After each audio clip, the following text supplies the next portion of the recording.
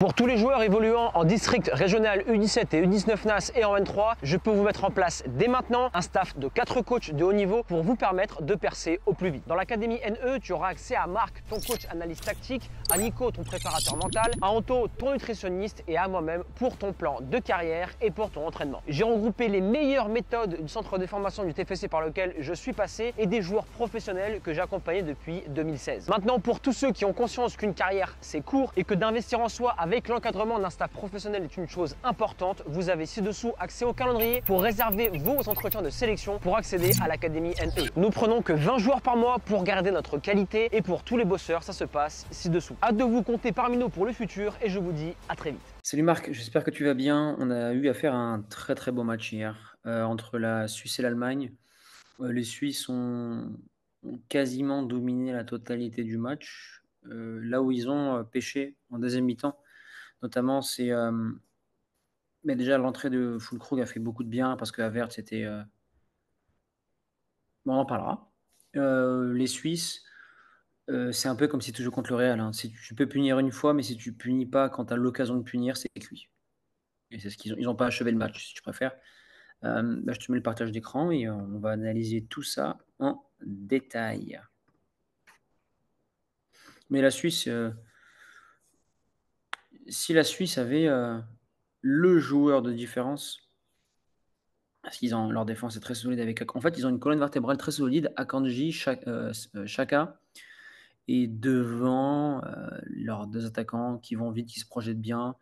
Il y en a un qui joue à Bologne, qui se projette super bien. Danenberg, Oui, et celui qui joue dos au jeu, qui cale beaucoup. Mbolo, Oui, ils sont complémentaires les deux et en fait ça me fait penser un peu à un Giroud Mbappé, tu vois. carrément. Carrément. Non, non, mais c'est tout à fait vrai. Et c'est pour moi le point tactique que je voulais aborder dans cette Allemagne, que j'ai du coup mis en bleu dans le schéma. Cette Allemagne, pour moi, on tient pas de l'entrée de Füllkrug. Tactiquement, si je vais pas rester sur le but qu'il a mis, je parle sur vraiment tous les matchs de l'Allemagne que j'ai pu voir depuis le début de cet Euro, par exemple. Füllkrug, c'est un profil qui pour moi manque à l'Allemagne à chaque match. Le rôle d'Havertz en faux numéro 9 de venir décrocher est intéressant de toute manière. On sait que Nagelsmann est un adepte des faux numéro 9, comme Guardiola, comme même à une époque Tuchel, etc. Ils ont cette philosophie où ils peuvent jouer avec un faux numéro 9. Moi, je pense que au vu du profil de joueur qu'a l'Allemagne, je vais mettre Toni Kroos ici, le double pivot ici avec Moussiala, avec Wirtz, avec Kimmich même. Donc que des milieux de terrain quasiment. Une sorte de 3-7-1 quasiment. L'Allemagne joue 3-6-1, excuse-moi. À partir de ça, pour moi, il leur manque justement ce fameux numéro 9 parce que aujourd'hui, l'Allemagne ne joue même pas en 3-6-1, il joue en 3-7-0. On l'avait abordé sur le match de l'équipe de France quand il y avait France-Allemagne. L'Allemagne aujourd'hui joue en une sorte de 3-7-0 avec un Havertz qui vient énormément se positionner entre les lignes. Et pour moi, il manque ce joueur qui peut non seulement être capable de faire des courses en profondeur, non pas pour être servi, mais pour apporter des fausses pistes et un peu occuper la défense centrale et libérer des espaces plus bas. Très juste, parce que Havertz est un joueur qui, non pas qui décroche, mais qui décroche comme un milieu relayeur à certains moments et ça crée vraiment de Exactement. la friction avec les milieux de terrain, ils se marchent dessus. Exactement. euh, et derrière, aujourd'hui, ça ne permet pas d'étirer les défenses pour trouver des joueurs entre les lignes, du style un Wirtz par exemple, qui est vraiment. Tu sais, pour moi, c'est le meilleur joueur de l'Allemagne avec. Ah, moi, c'est mon chouchou pour ceux pour ceux, dont toi qui me voit depuis un moment, c'est mon chouchou de cette saison. Non, il me fait penser. Très Il fort. te il te fait penser à qui parce qu'en fait, moi, ce que j'aime beaucoup avec ce joueur, c'est sa vitesse de pied. C'est-à-dire que il a toujours le crochet d'avance, il perd très peu de ballons. Il est habile avec le ballon, il se projette vite vers l'avant. À quel joueur il me fait penser? Un Totti, un peu? Ouais, ouais, une sorte de numéro 10. Allez, après, il y a eu un peu. Pour moi, il rentre dans cette lignée des numéros 10 un petit peu traditionnel.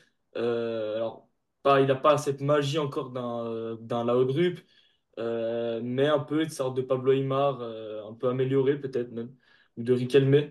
Mais pour moi, ouais, Wirtz fait partie de cette longue lignée des numéros 10. très petit gabarit, profil qu'on n'avait pas beaucoup en Allemagne jusqu'alors, jusque depuis justement les années 2010, où il y a eu une énorme transformation dans la formation allemande, où avant les années 80 jusqu'à les années 2000, ça formait, bon, bah, ça formait des bêtes, Mataos, toutes ces gros gabarits, puissants physiquement, etc. Et justement, l'Allemagne s'est inspirée de l'Espagne de l'époque des années 2000 en se disant on va former des techniciens, des joueurs petits gabarits. Ça a commencé avec Gundogan, avec Ozil. Et puis maintenant, il y a les Musiala, il y a les Wirtz, même Havertz, Il faut Brandt. aussi ouvrir une parenthèse sur Gundogan. Ouais, Ce jour-là a un niveau de jeu qui est tout le temps élevé à chaque match. Il déçoit jamais. Toujours efficace, toujours juste. ouais, Il a ce côté leader et c'est l'un des joueurs qui m'impressionne de par son imperméabilité au niveau de la pression. Il ressent pas les enjeux, il est toujours juste. Et il joue un football euh, qui frôle entre on appelle ça en préparation mentale la surpression et le flow. C'est-à-dire qu'il va pas être dans la sécurité avec des passes linéaires, enfin avec des passes horizontales. Il va parfois prendre des risques sur un contrôle ou sur une passe. Et ce que j'adore avec ce joueur-là, c'est qu'il se met aucune limite au niveau du dépassement de fonction. On l'a vu avec le Barça, s'il doit marquer, s'il doit être neuf, il sera neuf. tout à C'est fait. ça que Et j'aime beaucoup D'ailleurs, avec ce joueur. d'ailleurs, et ça, je pense que c'est sa période City avec Guardiola, Oui, puisque c'est un joueur comme Foden, comme même De Bruyne, sont des joueurs qui ont joué à 3 4 postes avec Guardiola. Il les a mis faux neuf, il les a mis, alors pas Gundogan, mais d'autres, ils les ont mis ailier. Gundogan, il l'a fait jouer 8 10 faux neuf avec Pep. Donc forcément, quand tu joues à différents postes et que tu gardes ta même fonction parce que tes qualités ne changent jamais, bah forcément, tu atteins un niveau de dépassement de fonction de malade mental. Et pour rejoindre ce que tu dis, et aujourd'hui, Gundogan, on sait que c'est un mec qui peut donner la dernière passe, créer le décalage, marquer, récupérer des ballons, faire le contre-pressing. Pour moi, c'est un joueur complet. Mais si je peux me permettre, tu vois, aujourd'hui, le rôle d'un fulcrum, en dehors de créer des espaces et d'utiliser la défense adverse pour libérer Moussiala, pour libérer Wirtz, entre autres, c'est, à mon avis, un rôle encore plus important que ça, notamment dans la finition. C'est qu'aujourd'hui, Mittelstadt, ce mec-là à gauche de Stuttgart, ce mec, à tous les matchs, notamment, je me rappelle, ça m'a marqué, c'était sur le deuxième match contre la Hongrie, il a envoyé, je pense, 10 ou 15 centres. En mais il est plein. unidimensionnel ce mec. C'est le pur latéral des années 2005-2015 où tu as un ballon, tu débordes du centre. Tu as un ballon, tu débordes du centre. Il Ah, mais finit c'est tout. simple. Mittelstadt, à chaque fois, c'est ça. Il déborde, il centre, il centre, il centre. Mais c'est pas avec Moussiala et Wirtz que tu peux être efficace sur un centre. Avec Gundogan aussi. Tu peux l'être que sur bah, des centres en retrait. Et d'ailleurs, Gundogan marque son centre en retrait de Mittelstadt contre la Hongrie. Mais je pense qu'avoir un profil de mec qui est capable de garder les ballons de haut but, capable de marquer de la tête, sachant que c'est pas comme si tu en avais 15, tu en as un, je pense que ça serait pas déconnant pour donner encore plus d'imprévisibilité aux joueurs de derrière. D'ailleurs, on a analysé beaucoup les Leverkusen cette année. La période où les Leverkusen a été le plus violent, c'était la période où il y avait Victor Boniface en pointe. Profil puissant, profil gros gabarit, rapide. Et ça permettait, de par son jeu de corps, de par le fait qu'il prenait aussi les défenseurs sur lui, qui était capable de prendre la profondeur, marquer sur des centres, peser, ça libérait beaucoup plus les Wirtz, les Hoffmann, les Amin Adli. Et je pense que c'est un profil comme ça qui manque à l'Allemagne aujourd'hui pour être vraiment à son prime dans cet Euro. Ouais, je suis d'accord avec toi. Et tu sais, l'Allemagne, elle me fait penser à l'équipe de France un peu avec. Même, j'ai envie de te dire que la plupart des équipes favoris manquent ou ont ce type de joueur. En fait, on a souvent parlé dans l'académie du 9, de la disparition du 10, Ouais. mais il y a clairement une disparition du numéro 9 aujourd'hui. Un pur 9. Des très grands neufs, ouais, ouais, complètement. Tout à fait.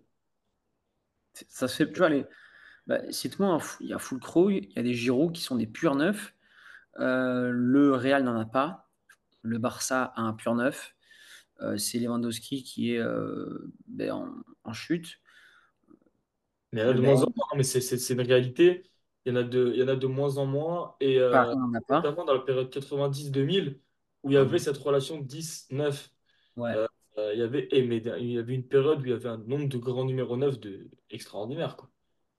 Aujourd'hui le poste qui est un peu à foison, c'est le poste d'ailier. Des ailiers rapides, des ailiers de débordement, des ailiers de provocation, de 1 contre 1. Ça, aujourd'hui, dans le monde du foot, t'en as partout. Ça, t'en as à plus en finir. T'en as même 4 par équipe. Deux sur le terrain, deux sur le banc pour les grandes équipes. Par contre, les grands numéros 9 et les numéros 10 créateurs, t'en as de moins en moins. Ça, c'est complètement perdu dans un football de plus en plus organisé par la partie tactique, par la partie placement, par la partie surtout athlétique aussi, foot de transition. On récupère, Aussi, on se projette, donc tu as moins par de rapport au. en neuf. Il y a aussi une part de faute chez le numéro 10 qui a surabusé de garder le ballon dans les pieds. Aujourd'hui, on est dans un football de mouvement qui va très vite. Et on le voit, Wirtz, il est à la fois, je garde le ballon, je suis capable d'éliminer, mais je sais jouer très juste en 2 touches de balle si je veux tout un match. Exactement. Avant, les numéros 10, pour eux, un numéro 10, l'incarnation, c'était le numéro 10 qui faisait un passement de jambe, crochet, frappe, lucarne. Bah oui. Bah oui. Mais Donc, sauf que ce sont des disques qui ne créent que par le fait d'avoir le ballon dans les pieds, de le garder. Alors que là, ce qui est intéressant d'un Wirtz, ou ce qui est intéressant des créateurs d'aujourd'hui, c'est que ce sont des joueurs comme, moi je parle de Bruyne, de Gundogan, de Foden, de Bellingham même, on pourrait le dire, sont des joueurs qui sont capables d'à la fois créer par la passe, on pourrait même citer Pedri d'ailleurs, de créer par la passe, de créer par la frappe, de créer par le dribble, d'être capable de varier les tempos, de jouer en une touche de balle, de pouvoir dribbler, de la garder un peu plus longtemps, de varier donc le tempo aussi. C'est super intéressant d'être capable de. Gundogan, par moment, quand il est sous pression, il est capable de conserver, faire un tour et totalement faire sortir son équipe et de faire reculer le bloc adverse. on a parlé de l'Allemagne. L'Allemagne qui, tu vois, c'est pas l'Allemagne qui a pas été à la hauteur, c'est la Suisse qui a vraiment été très forte. Oui, Tu peux nous parler un peu, surtout à la relance? Les Allemands, ils n'y arrivaient pas. Alors, oui. les Allemands avaient de grosses lacunes en première mi-temps, c'était à la relance. Ils étaient 3 devant, mais en fait, ils étaient en 3 contre 4 parce qu'il y avait Chaka à chaque fois qui était trouvé, dans, le demi-espace droit ou gauche et les seconds ballons contre pressing. Ils étaient étouffés. Alors, Étouffés, Marc, les Allemands. l'Allemagne sur le système défensif est dans une sorte de 4-2-3-1. Donc l'Allemagne, c'est les rouges ou les bleus, là? Les bleus. L'Allemagne OK. est en bleu. L'Allemagne, donc oui, ils sortent en défense en sorte de 4-2-3-1. Donc 4-2-3-1, je préfère le dire pour la plupart qui ne savent pas. Quand on défend en 4-2-3-1, c'est comme si on défendait en 4-4-2, hein. C'est exactement la même chose. C'est similaire. Donc voilà. Et ce qui était intéressant, c'est qu'en fait, la Suisse, avec Freuler et Xhaka, comme tu l'as dit avec Xhaka, il y a Freuler en plus, venait créer cette fameuse supériorité numérique dont on parle souvent. Et quand Que on peut le Il y avait voir, que des triangles en 3 contre 2 tout le temps. voilà. Regardez, Là, il y a la supériorité numérique en 5 contre 4. tu peux tracer les triangles de partout, Marc? Ouais.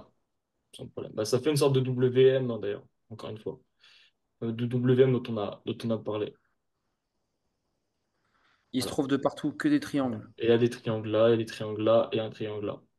Et regardez, si on est sur du 4 contre 5 C'est ça. avec les 2 attaquants et les 2 milieux.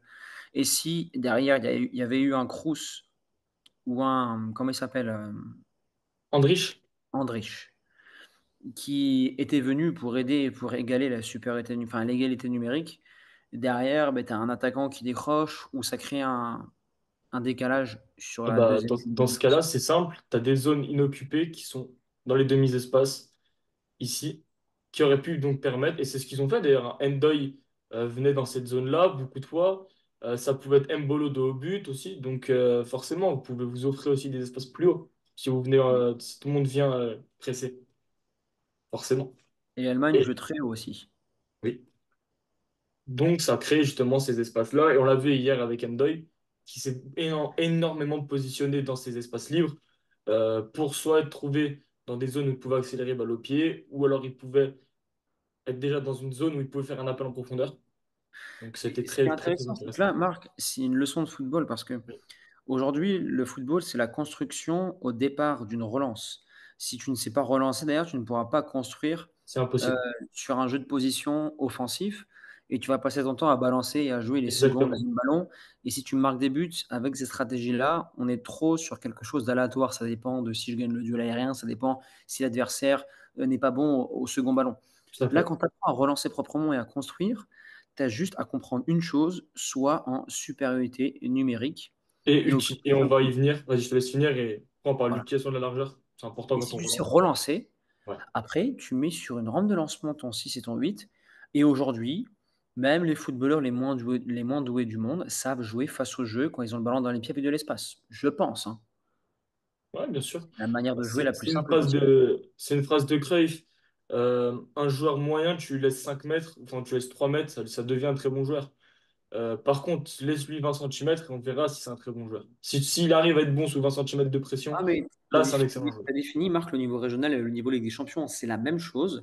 C'est juste que la pression est beaucoup plus forte. Tu as beaucoup moins de temps pour penser, pour agir, c'est tout. C'est exactement la même chose sinon. Bien sûr. Bien sûr. Donc, comment relancer et comment exploiter une supériorité numérique à la relance? Ce qui va être trop, trop, trop important, c'est être capable d'utiliser à la largeur. Et de surtout pas faire l'erreur. On avait analysé, c'était le Danemark qu'on avait analysé, où les trois centraux, ils étaient comme ça. Donc, Oui, tu as à absolument. plat. Et Ouais. parfois, ils étaient à Alors que plat et l'idée, ils quand on est à respectaient pas 3, l'axe c'est dans le but. d'utiliser à la largeur. Déjà, en faisant ça, ça va vous permettre pour les centraux excentrés, donc ça veut dire, là en l'occurrence, le 2 et le 5, d'avoir des lignes de passe vers l'axe et vers les côtés. Bah, Ça vous fait surtout que les deux types de lignes de défenseurs, passe. surtout Mhm. que le 9 et 10, ben là c'est l'Allemagne, mais ils vont passer leur temps à couper les lignes de passe entre le 4 et le 5 et le 4 et le 2 rouge. Bien sûr, Donc ça libère automatiquement les milieux relayeurs. Donc bien c'est ce sûr, qu'ils faisaient tout le temps. bien sûr. Et ça va créer pour les deux ailiers adverses une incertitude. Parce que soit, en fait, là, le 7 il doit couvrir l'axe ballon-but, donc forcément, ça libère le 3. S'il commence à couvrir la ligne avec le piston, ça libère le 6. Donc, vous créez un triangle, comme on l'a dit tout à l'heure, et vous pouvez avancer et venir fixer. Ça, c'est aussi une règle. À la relance, venez fixer jusqu'au dernier moment. Parce que si vous faites la passe trop tôt, vous allez faciliter le pressing de l'adversaire. Donc, venez fixer. Au dernier moment, vous lâchez le ballon, et en faisant cette passe-là, vous allez éliminer l'adversaire. Et la Suisse le fait très bien avec Ricardo Rodriguez, notamment ici. Un Kanji qui est super à l'aise à la relance depuis qu'il joue à Manchester City. Forcément, ça aide. Un Chaka qui, Akanji, sous c'est pression, le, est un super joueur aussi. Akanji, c'est le 5 moderne, Ouais, super fort. carrément. C'est ça à la fois dur sur l'homme, je remporte tous les duels aériens, et à la fois sur c'est trop fort. Un Kanji, gestion de la profondeur, puissance physique, qualité de relance. Il est à l'aise dans le fait d'aller fixer l'adversaire aussi. Non, non, franchement, Akanji, c'est très, très fort. Très, très fort. Non, mais je t'ai dit, les Suisses m'avaient fait bonne impression. Moi, c'était au premier match contre la Hongrie. Mais Et les Suisses, le 3-1, et franchement, bah, il confirme. Il confirme, tu c'est une tombes, très bonne euh, équipe. tu tombes contre eux, t'es pas bien. Moi, c'est une équipe Non, qui peut aller jusqu'aux demi-finales, voire la finale. Tout dépend le parcours qu'ils vont avoir et si Akanji devant et si bah, les joueurs offensifs répondent présent, quoi. Mais ouais, ouais, franchement, peut-être ce qui va leur manquer, c'est un peu de talent individuel sur les postes offensifs. Ndoye, c'est un bon joueur. Mbolo aussi, mais ce sont pas, tu sais, les joueurs qui sont capables de se faire la différence. La Suisse, pour moi, c'est solide derrière. C'est une bonne utilisation de la largeur, une bonne utilisation des espaces, du ballon. Ce qui va peut-être leur manquer, je pense, dans des matchs où ils vont affronter la France, l'Allemagne, enfin l'Allemagne, ils les ont déjà affrontés en poule, mais ou même l'Espagne, justement, c'est ces matchs-là où tu affrontes des joueurs qui sont capables de faire la différence à eux tout seuls. Comme la France avec Mbappé, comme l'Espagne avec Yamal ou même Nico Williams maintenant, ou Pedri, comme l'Angleterre peut-être avec un Bellingham, un Kane ou un Foden. Tout dépend si un jour ils commencent à se mettre à bien les utiliser. Même la Belgique avec De Bruyne, ces joueurs qui sont capables de faire à eux-mêmes, à eux tout seuls, la différence. ensuite, malheureusement, t'as pas vu la seconde mi-temps. Il a réadapté Nagelsmann. Ça a permis à l'Allemagne d'avoir la supériorité numérique. Alors, au niveau de la relance, sur le premier rideau, ils étaient pareils, mais sur le deuxième rideau, ils ont serré les vis. Et après aussi, ce qui a joué, c'est que ben, l'Allemagne a un banc et la Suisse n'en a pas. Bien sûr. Bah, la réadaptation avec Füllkrug, pour avoir vu les deux autres matchs de l'Allemagne, puis même les avoir vus en préparation, etc., l'apport de Füllkrug, comment te dire, pour moi, ça va tout changer. C'est qu'aujourd'hui, l'Allemagne, ça joue dans les petits périmètres. On va redessiner le fameux 3-2-5 allemand. Et aujourd'hui, ça va tout changer. Mince, pardon. Ça va absolument tout changer, ce 3-2-5. C'est qu'aujourd'hui, tu joues avec un Kai Havertz, on en a parlé tout à l'heure, qui va être constamment dans je décroche. je viens me mettre entre les lignes, mais Musiala et Wirtz font la même chose. Alors d'avoir un Füllkrug te permet d'élargir les espaces entre les lignes et de permettre à Gundogan, de permettre à Wirtz, de permettre à Musiala de venir apporter leur qualité. C'est aussi simple que ça. Ouais, très juste. Mais tu sais,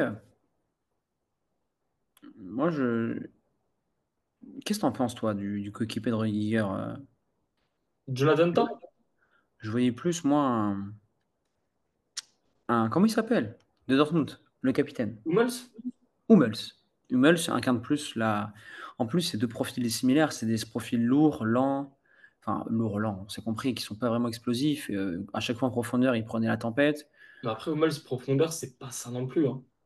Bien évidemment. Est-ce que aussi Nagelsmann a sélectionné, enfin, n'a pas sélectionné Hummels par rapport à ce défaut-là qu'il a de lenteur dans la gestion de la profondeur et par rapport à l'équipe qu'il voulait construire? Je ne sais pas. Même Alors, je vais te Rudiger, il est répondre. rapide, mais je l'ai pas trouvé aussi rapide que ça non plus, hein. Je vais te répondre très simplement sur Hummels. Nagelsmann a préféré un Jonathan Tah qui déjà est dans le profil. Leverkusen défense à 3, premier relanceur, bon de la tête. Donc déjà, Jonathan Tah, ça correspondait à ça. Et Hummels, pour deux raisons. Premièrement, par gestion de la profondeur, qui n'est pas non plus une grande force de Jonathan Tah, mais aussi par sa qualité de relance. Hummels, c'est un peu le stopper à l'ancienne. Tah est beaucoup plus dans un profil premier relanceur Ok. que l'est un Mats Hummels. Et moi, je m'attendais à la limite, dans ce cas-là, plus, mais j'ai très bien compris pourquoi il ne l'a pas mis, un Schlotterbeck de Dortmund qui est plus Il est rapide. rentré en deuxième mi-temps à gauche. Schlotterbeck? Oui. Et, mais Alors, je vérifie, hein. je Ça se trouve, m'attendais plus à je dis Schlotterbeck. n'importe quoi. Mais s'il n'a pas mis Schlotterbeck, c'est pour une raison très simple, c'est pour libérer Tony Kroos, tout simplement. Pour que Alors, Kroos puisse venir Brice, non. utiliser Alors oui, cette zone. Il a remplacé exactement. Ouais. Mais moi, je m'attendais à voir Schlotterbeck au début de l'Euro, mais j'ai très vite compris que c'était pour libérer la zone, la fameuse zone Toni Kroos qui vient se mettre à la place du central gauche pour se mettre, pour se donner du temps, se donner de l'espace pour pouvoir fixer et distiller des ballons à droite à gauche. Donc, c'est pour ça qu'il n'a pas mis un Schlotterbeck, tout Tu sais simplement. je crois qu'un full Krug a un ratio de un but Un par but match tous les 58 minutes, j'ai vu. C'est ouais, monstrueux. oui, voilà. Vu qu'il rentre souvent en cours de jeu, mais genre il a 10 sélections, 10 buts. C'est monstrueux. Ça me C'est fait monstrueux. Mais le mec, il a une mal. frappe de cow-boy. Haaland, Erling Haaland aussi, hein, je crois que c'est pareil. Il doit avoir un ratio proche de 1 avec la Norvège. Ah, mais ça, full Krug, le mec rentre, il frappe, il marque. C'est une dinguerie. C'est On à chaque dirait, match, hein. on dirait, C'est On dirait Adriano sur PES avec Martins, la grande équipe de l'Inter. Je te parle sérieux, hein. À l'engagement, tu pouvais frapper et marquer Ah, non, c'était sur les anciens PES. PES, Je c'était crois que c'est quelque PES chose. 6. Ouais, je crois que c'est PES 6. Bref. Ouais, même le 5 était pas mal aussi, hein, dans ça. Les Donc, souvenirs. donc aujourd'hui, les gars, ce qui a fait la différence avec la Suisse, et pour battre une équipe comme l'Allemagne, c'est supériorité numérique à la relance et contre-pressing. Il ne faut pas du tout leur laisser le ballon, parce que si on laisse s'installer une équipe comme l'Allemagne avec les qualités qu'ils ont, alors, Vous êtes asphyxié. hors France, parce que la France, défensivement, on est une équipe qui est conçue pour ça, qui est capable d'être pressurisée pendant 80 minutes.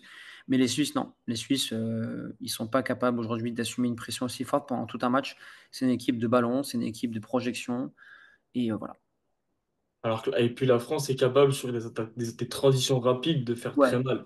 ouais, la France Ils est ont les capable. profils pour, ils ont le profil pour jouer pour la France. De toute façon, les joueurs pour la philosophie depuis depuis 30 ans maintenant d'être capable de poser un bloc de béton et d'aller avec trois avions de chasse devant faire la différence. Maintenant, c'est pas d'hier. On en parlait en off l'autre jour sur la Coupe du Monde 2006 avec le bloc de béton de Domenech. Sauf que bon, et quant à Zidane qui est à son prime, Thierry Henry et puis Ribéry et Malouda pour accompagner plus Patrick Vieira qui se projetait. Bon, tu as des Non, joueurs simple, à leur prime qui sont des joueurs légendaires quasiment pour tous. en fait. Bon, aujourd'hui, je ne sais pas si ça peut marcher, ça, de 2006 à maintenant, je ne sais pas. Mais ce qui était sûr, c'est qu'en fait, tu avais une défense de fer. Ouais. Et ensuite, les attaquants, les joueurs offensifs, ils se débrouillaient. Tu avais une défense de fer avec 2000 récupérateurs de zinzin. Tu Ouais. avais Patrick Vieira au milieu avec Makelele. Les Du béton deux, armé. c'est énervé, Marc. C'est comme Ah, mais si du tu béton mettais. armé. Et Thuram Ouais. Prime en défense centrale avec Abidal, Galas, Galas, Sagnol, c'est injouable. Abidal, qui était capable, Abidal Prime. En plus, Malouda et Abidal jouent ensemble à Lyon, donc Oui, oui, c'est couloir des belles gauche se combinaisons. connaissait. Tu avais un ailier et tu avais un dépassement de fonction de la part de Ribéry qui mouillait le maillot comme jamais. Tu avais Zidane Prime, lui, il faisait ce qu'il voulait. Tu avais Thierry Prime, je crois qu'il a fait top 5 au Ballon d'Or cette année-là. Ouais, de mémoire, il finit trop. Il Bah finit oui, trop. vu qu'il a perdu la finale de la Ligue des Champions cette année-là et la D'ailleurs, finale bon, du Monde. parenthèse, il doit l'avoir le ballon d'or cette année-là pour moi, mais bref. Mais Ça s'entend. Avec moi, ce qui m'a marqué cette année-là, c'était le but en solitaire contre le Real, c'était oui, exceptionnel. il est Mais il a fait monstrueux. une très belle saison. Et à droite, on avait qui? On avait. Willy Sagnol. Ouais, ça je le sais, mais en. Ribéry. Ah non, mais je suis con, il y avait Ribéry et Malouda. Ribéry joue à J'oublie. droite encore à cette époque-là. Et je me rappelle, il y avait des débats, et c'est Henri qui a remporté les débats. Il y avait Anelka, il me semble. Non, Anelka, il avait pas été pris. Il y Ouais, avait il avait insulté Domenech. ouais, il y avait il y avait Trezeguet, il y avait Louis Saha, il y avait Ah, c'était Wiltord, il y avait Cissé qui devait Govou. venir et qui s'est brisé la jambe. Cissé, c'était brisé la jambe en prépa. Oui, oui, à Saint-Étienne, à Geoffroy Oui, Guichard. sur un France-Chine, ouais. Je me rappelle. Clac, bref. Ouais. Génial, Marc. Très complet. Aujourd'hui, il y a Croatie, je crois, c'est ça, hein? Il y a Croatie-Italie, le match pour la deuxième place du groupe de l'Espagne. L'Espagne est déjà qualifiée, probablement même va finir première. Albanie, L'Espagne a besoin Espagne, que d'un nul pour finir Croatie, première Italie. Ça va être sympa. pour T'as l'Espagne-Albanie. vu l'Uruguay solide, hein, ils ont lavé le Panama, hein. Ouais, j'ai pas encore regardé les résumés, c'était tard dans la nuit, mais, Tu vas voir, ça va être sympa. Et mais je vais après, regarder un peu les résumés. Ouais. c'est mercredi 26 Parce que qu'il y moi, a. j'ai mis une pièce sur l'Uruguay perso. Hein. Enfin, je vois bien l'Uruguay gagner la Copa avec Bielsa. Il est en train de bâtir une équipe à son image. Est-ce qu'il a eu le temps de vraiment. Est-ce que ça, la mayonnaise a eu le temps de prendre? Je sais pas. Mais je sais que ça a été Oui, pas mal. Ils avaient battu l'Argentine 2-0.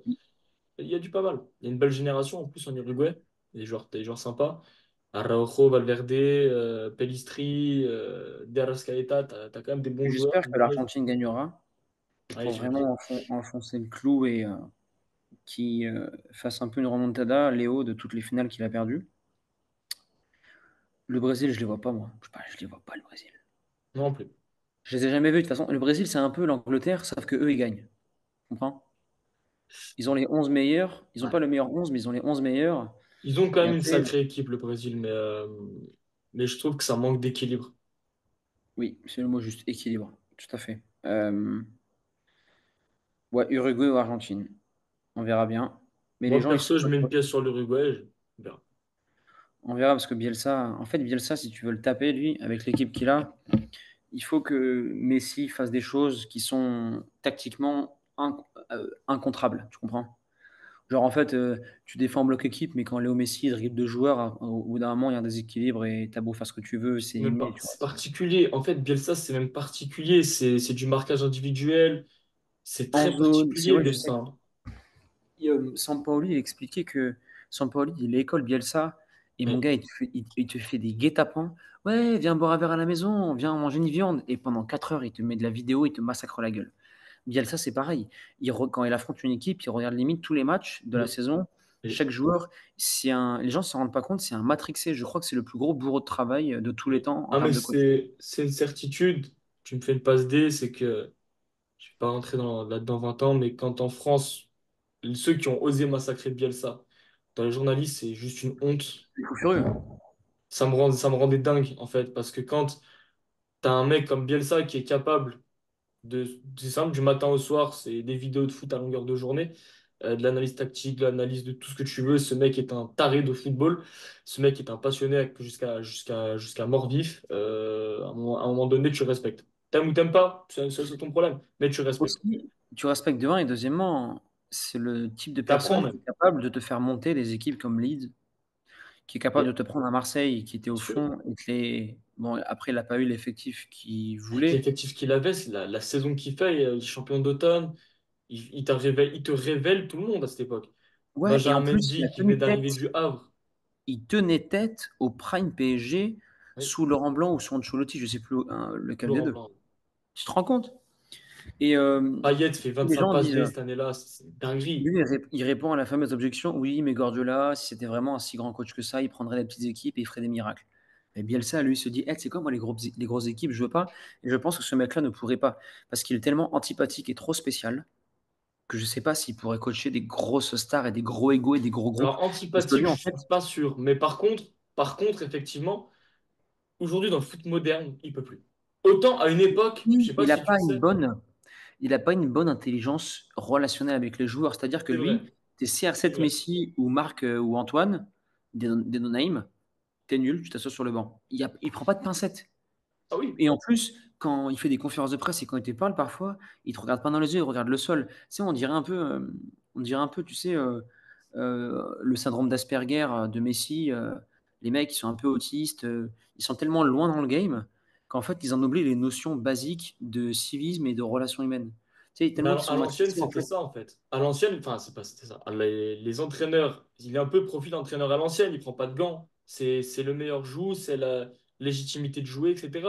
Mais malgré tout, quand tu vois aujourd'hui au Chili, il est considéré comme une légende vivante. Le mec, il a quand même entraîné, on parlait, il n'a pas entraîné de star, il a entraîné l'Argentine de 2002, qui était. Alors, ça a été Ouais, son mais plus gros échec de sa il a carrière. connu le down de l'Argentine.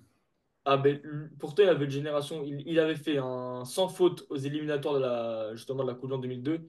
Il fait que des victoires. Il démonte tout le monde. Euh, Tout le monde dit l'Argentine est favorite en 2002 avec l'équipe de France. Et finalement, les deux sortent en poule. D'ailleurs, c'était l'histoire de 2002. Mais il les fait trop bien jouer. Il sort tellement de joueurs. Non, c'est Bielsa, c'est respect éternel. Ce mec est. Non, c'est trop. C'est trop. Bielsa, Ah, c'est. c'est un GOAT et les gens s'en rendent. En fait, il faut juste écouter les plus grands entraîneurs de tous les temps. Ils parlent de Bielsa comme leur professeur. Donc à ce moment-là, Oui. Ce qu'il fait il avec faut enlever les Bilbao. œillères et regarder ce qu'il y a devant nous, quoi. Non, mais ce qu'il fait avec Bilbao.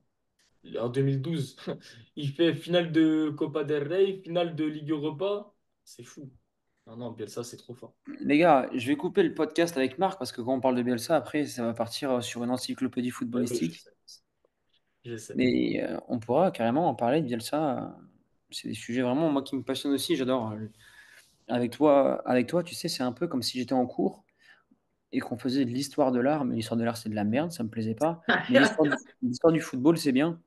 Où en fait, au-delà, on remonte des faits historiques qui ont façonné le football d'aujourd'hui. Et hyper intéressant de comprendre les étapes Les contextes, ouais. Tout à qui fait. nous ont emmené aujourd'hui à un foot qui est celui qu'on regarde tous les jours et qui est différent. Merci Marc. Merci à toi. À la prochaine, la team. Ciao. Ciao.